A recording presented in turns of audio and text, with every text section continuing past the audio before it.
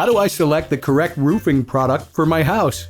The key determining factors are the pitch of the roof, if it's a flat roof or if it's a sloped roof. Secondly, you got to check for the weight and the durability of the product. Thirdly, I would say the aesthetics, the style of the house, and the color availability. Also, the key determining factor would be cost.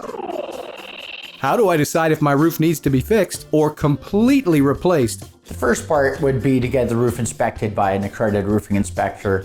The age of the roof is also a determining factor. If it's a small leak, we can get that repaired right away or put a temp repair until a later time. If you are going to be doing the full complete re-roof, the age of the roof is a key determining factor, along with if you have multiple leaks or if you're going to change the aesthetics of the roof.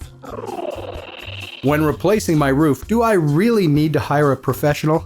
Roofing can be dangerous and is a skilled trade. It should be tackled with a detailed plan. On a re-roof, all accessories should be changed. The installation is key for manufacturer's warranty. Along with the complete re-roof, a workmanship warranty should be provided by a roofing contractor. How do I choose the best roofing contractor? The first step would be to check the Better Business Bureau rating, along with asking your friends and family about their past experiences.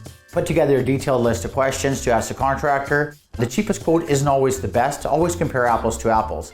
And at the end, make sure you have a written contract with details from the roofing contractor. Thanks, Marc and Mandy. I hope this gives you some insight into the roofing industry. Thanks for watching The Marc and Mandy Show. Like our video by clicking below and subscribe to our YouTube channel.